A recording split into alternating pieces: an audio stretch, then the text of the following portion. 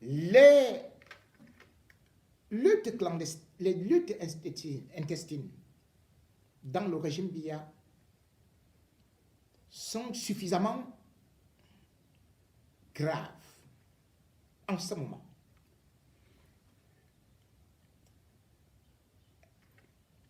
Les luttes aujourd'hui, on peut comprendre qu'il y a des véritables camps qui vivent maintenant comme des camps retranchés et qui se guettent, chacun sachant que je sortirai mon épée le moment venu. Ngongo a dégainé. Ngongo a donc dégainé parce que au palais, le camp Boulou et le camp Nanga est convaincu que soit l'un, soit l'autre. Un doit mourir. Pour l'instant, le palais de Toudi est entre les mains de Ngongo et c'est lui qui est à la signature présidentielle. Et c'est lui qui a donc le dessus. Cela se voit aujourd'hui parce que le nerf de guerre, c'est de l'argent. Et tant que vous pouvez affaiblir vos ennemis en bloquant leurs comptes ou alors en fermant les robinets où ils prennent leur argent, sachez que vous créez une débandade. Et la débandade aujourd'hui, c'est du côté de Moutazé, le fils de Biya, qui est en danger. Et pourquoi est-ce qu'il est en danger? Parce que l'un de ses caissiers est actuellement lui-même aussi en danger, des mains liées, parce que suite à une décision prise par le directeur des impôts, Mopa, Amougou Belinga ne peut plus faire deux pas. Certes, il a quelques médias qui viennent faire oh là là, peuvent faire n'importe quel reportage. On sort l'anecdote, qui va aussi raconter ses anecdotes, vous rappeler et confirmer d'ailleurs ce que je disais déjà, que le blocage des comptes de Amougou Belinga ne venait pas du ministère des Finances, mais plutôt était dicté par Ngongo sur haute instruction de Paul Biya. Une chose est sûre, c'est que en écoutant les griots d'Amougou Belinga dans ces médias, eh bien, ils viennent confirmer que Mopa n'est pas sous la domination, enfin, n'est pas sous tutelle du ministre des Finances. Hiérarchiquement, sur l'organigramme, Mopa dépend de lui, Paul Motazé. Or, la décision qu'il prend, il ne se réfère pas à Motazé. Puisque Motazé a négocié des choses avec Amougou Belinga, et Amougou Belinga savait qu'il va jouer au dilatoire, ne va jamais payer. Mais Mopa, lui, il savait qu'il ne rend compte qu'au directeur des impôts. Il l'a fait, que ce soit avec les brasseries, il le fait avec tout le monde. Parce que Mopa est un produit placé par Ngongo. Certes, Mopa connaît les francs Biya avant, les Ousmane Mé, qui ont eu à l'épauler. Mais Mopa, on a vite compris que par sa jeunesse, et parce que il est quand même compétent, reconnaissons-le, né en 75, venant du Grand Nord, Ngongo a voulu avoir des pions un peu partout. C'est pour cela que, même si Mopa a été d'abord happé, faisait partie du clan Franc Biya, et faisait partie du clan nordiste qui guette aussi le pouvoir, il est aujourd'hui au service de Ngongo. Et dans le dossier, là où Ngongo a raison, là où Mopa le tient, c'est que Amougou Belinga n'a jamais payé les impôts, ou plutôt refuse de payer les impôts. Il doit des centaines de milliards. Amougou refuse complètement depuis fort longtemps de pouvoir payer ces impôts-là ou même de livrer certains marchés. Son dossier est tellement vaste parce qu'il fonctionne avec lui, Paul Motazé, Afriland Bank, et ces réseaux tentaculaires qui vont jusqu'à l'étranger permettent donc un blanchiment d'argent à travers sa lessiveuse Vision Finance et à travers des faux marchés qui depuis ont été gagnés au niveau du ministère de l'économie, même pas des marchés, c'est des dons qui ont été accordés par lui, Paul Motazé, comme ça. Et au ministère des Finances, c'était la même chose. Maintenant, la difficulté, et c'est là où il y a le danger, c'est que Amougou Belinga, qui était également, ou qui est l'ami du général Evo Desencio, ne peut donc plus agir. Puisqu'il ne s'agira pas tout simplement de 17 milliards ou de 30 milliards, comme le disent les journalistes de Vision 4, mais il s'agira minimum de 100 milliards. Après les 100 milliards, il y aura encore un autre redressement. Et puis il y aura des véritables poursuites pour des détournements et des marchés fictifs. Parce que quand on sort la liste des personnes physiques faisant partie de Vision 4 sur la lettre, c'est une façon de donner un signe à Amougou que nous connaissons tes prêtres noms. Et nous avons encore une autre liste. Parce que ce n'est pas tout. Je vous ai dit que Amougou Belinga avait 173 entreprises. Ça ira donc progressivement dans cette lutte-là, intensive, mais qui ne va pas seulement s'arrêter là. Parce que Ngongo utilise actuellement Mopa, qui est du Grand Nord. Mais il oublie une chose, c'est que le Grand Nord est en train de préparer une contre-attaque. Dans les déclarations de Gibaye Gassama, et même de certaines autorités, Gibaye Gassama qui a créé le mouvement 10 millions de nordistes, il est hors de question de laisser le pouvoir à un sudiste. Ils sont déterminés à pouvoir reprendre ce pouvoir. Et le lobbying est intensif. L'aide pourra même venir de l'extérieur, puisque le Cameroun aujourd'hui se retrouve devant une autre situation.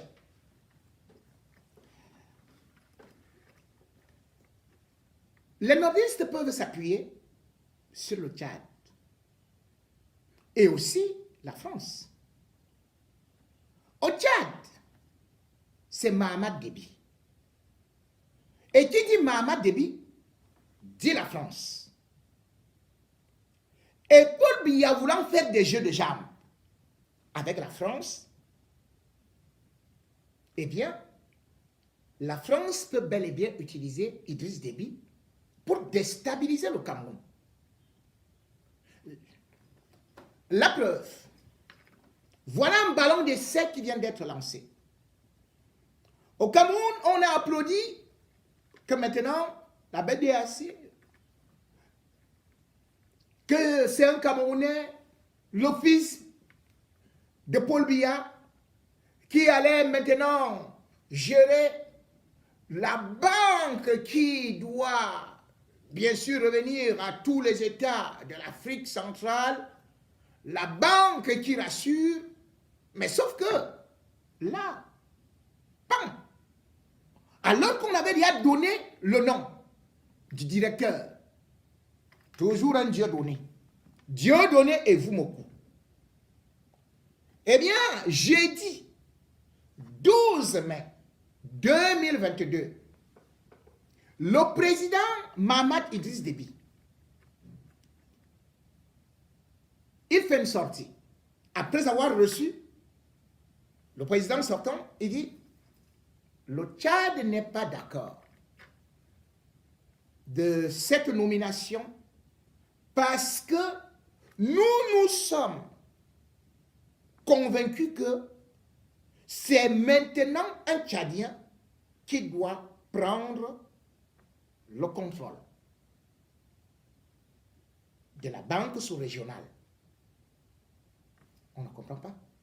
On dit, mais comment ça? Il dit, effectivement, ça fait des années.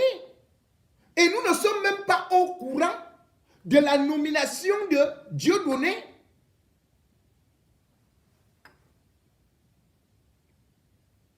Quoi?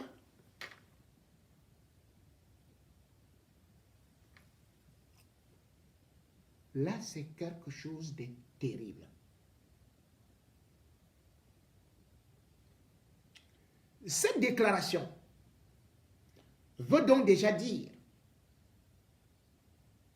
que le Tchad s'oppose totalement au Cameroun, sans même utiliser le langage diplomatique. C'est de façon frontale. C'était du jamais vu, dans la mesure où le Cameroun est quand même le poumon économique de l'Afrique centrale. Et dire que Ivan Mokou aujourd'hui, Dieudonné, qui était d'ailleurs le pion, qui est le pion de Paul Biya dans le système, parce qu'il faut le savoir, vous ne le connaissez pas, mais il est là depuis. La preuve, c'est que c'est lui qui est d'ailleurs le directeur général de la CAA, la caisse d'amortissement. Donc, c'est lui qui contrôle d'ailleurs et qui vous donne les chiffres de l'endettement du Cameroun.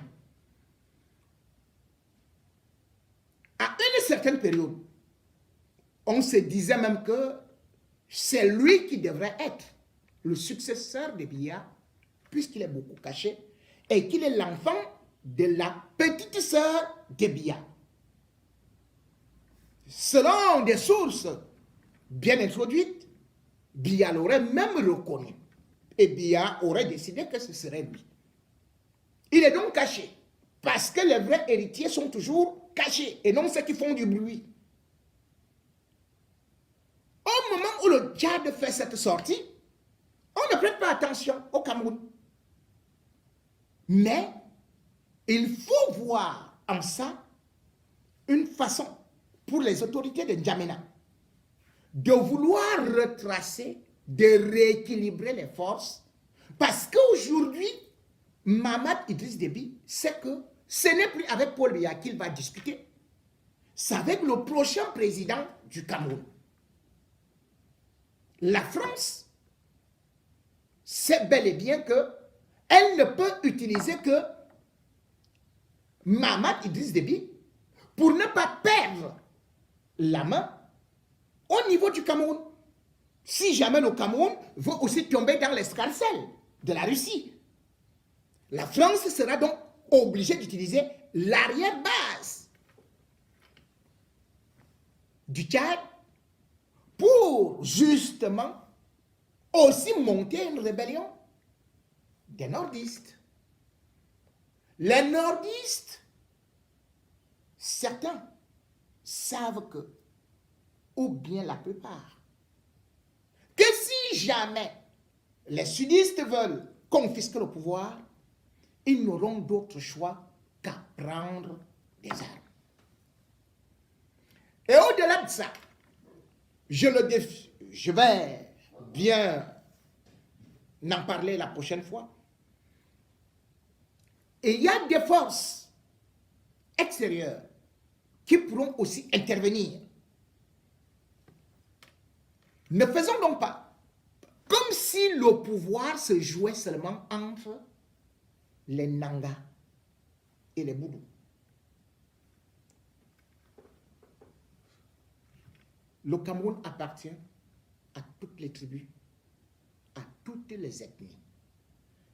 On ne pourrait donc pas déjà déclarer que c'est elle qui devrait avoir le pouvoir, comme l'espère Chantal Biya, comme l'espère Ngongo. Battez-vous avec Amoukbelinga. Cravatez-vous. Mais pendant ce temps, il y a d'autres qui se préparent un peu de partout, que ce soit du côté amazonien, que ce soit aussi du côté des autres régions, mais surtout de savoir que le Grand Nord a des forces vives. Et le Grand Nord s'est longtemps tu. Raison pour laquelle vous ne voyez pas dans l'opposition certains du Grand Nord. Ils n'en parlent pas. Puisque une bonne partie ou certains espoirs n'existent pas, comme Marafa, qui est aujourd'hui en prison et qui était vu comme un futur président. Mais lorsque vous vous retrouvez avec Bello Bouba, Bello Bouba est déjà réduit à sa simple expression et il a été démonté dans le septentrion. Il n'a plus la cote de popularité. Mais cependant, il est en train de guetter. Vous avez d'ailleurs pu voir comment est-ce qu'il a fait un appel de pied à Maurice Kamto. Oui, ce serait la deuxième hypothèse. Si jamais on décide de confisquer le pouvoir avec un certain clan, pourquoi le Grand Nord ne s'allierait pas avec Maurice Kamto? Dans ce cas, le Grand Nord n'aura même pas besoin de faire appel aux forces extérieures. Puisque Maurice Kamto, lorsque vous écoutez les discours de certains barons du Grand Nord, il lui voue un grand respect. Sans pour autant oublier que le vice-président du MRC est du Grand Nord. Le Grand Nord a été déçu par le RDPC. Le Grand Nord a été utilisé par le RDPC, par Paul Biya. Aujourd'hui, le Grand Nord est capable, si jamais il n'y a pas un leader qui se démarque là-bas, selon les réunions qui sont faites, se rallier à Maurice Kamto. Et là, ce sera toute la classe et tous les pions qui seront bouleversés. Maurice Kamto a d'ailleurs fait une sortie. Cette sortie sur Vox Africa est pleine d'enseignements où il reprend sa formule. Il insiste, persiste.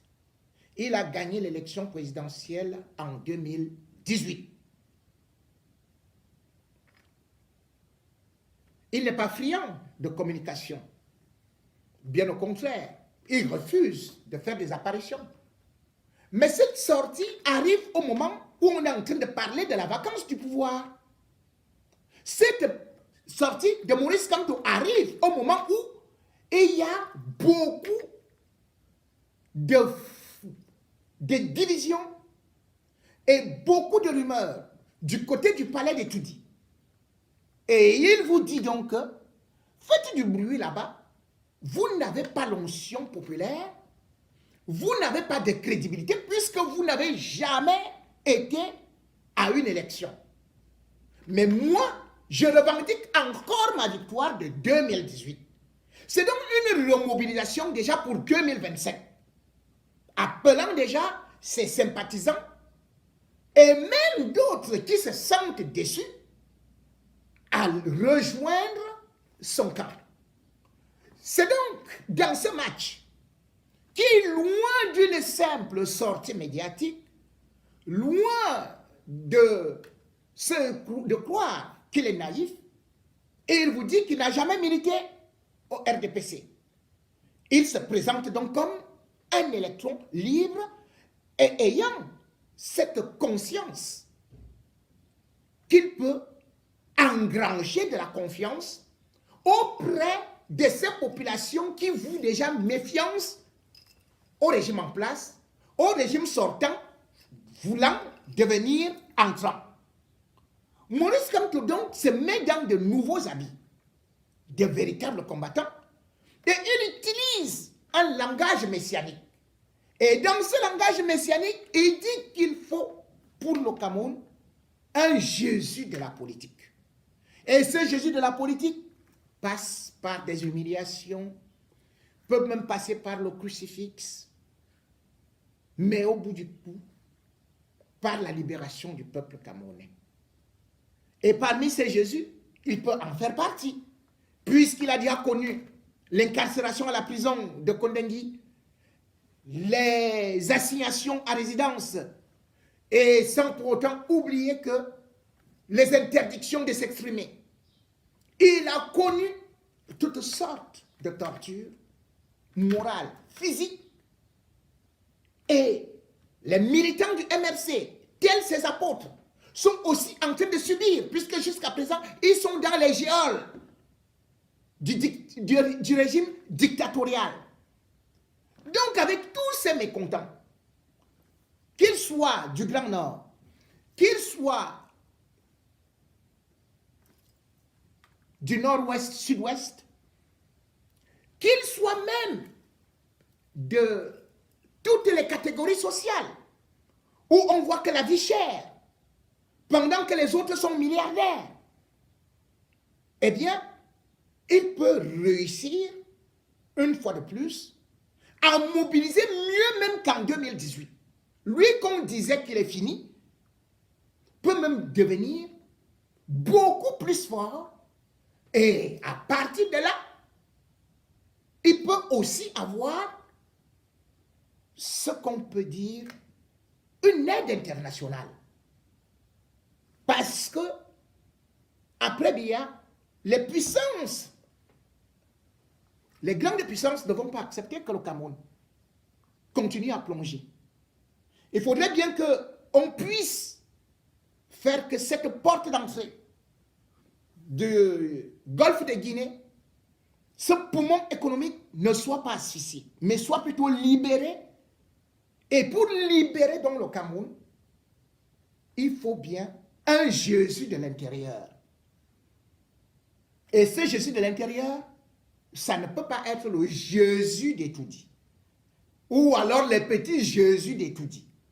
Ou alors les Judas Iscariotes d'Etoudi, qui sont en train de poignarder Biya par le dos, qui sont en train de démonter tout son système de sécurité, qui sont en train de prendre tous ses pouvoirs, qui ont installé tous leurs pions, attendant le moment fatidique pour l'achever. Le Cameroun, à la croisée des chemins, doit se trouver quelqu'un qui va accepter de porter la croix pour 2025. 2025 n'est plus loin. 2025 est déjà là. Et on commence déjà à se préparer. Sauf que là, il y aura, comme il faut aussi se le dire, le danger à tous les tournants. Le Cameroun risque même de tomber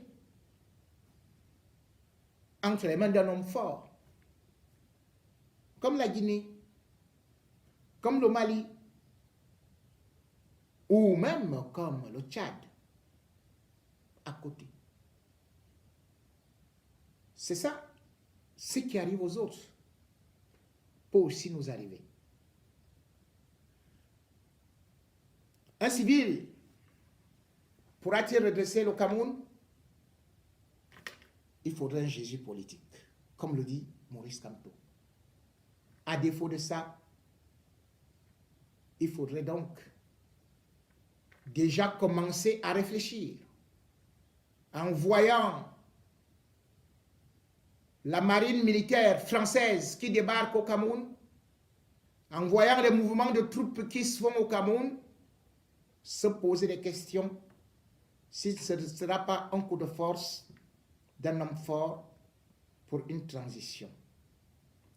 Les institutions du Cameroun sont faibles, ou plutôt sont incarnées par des hommes faibles, parce que le président du Sénat n'est qu'un chiffon, un papier lui aussi complètement fini, épouvantable, un président de l'Assemblée nationale ivrogne, qui est en train de positionner aussi tous les membres de sa famille, cadenasser tout, mais qui ne peut pas arriver à Etoudi.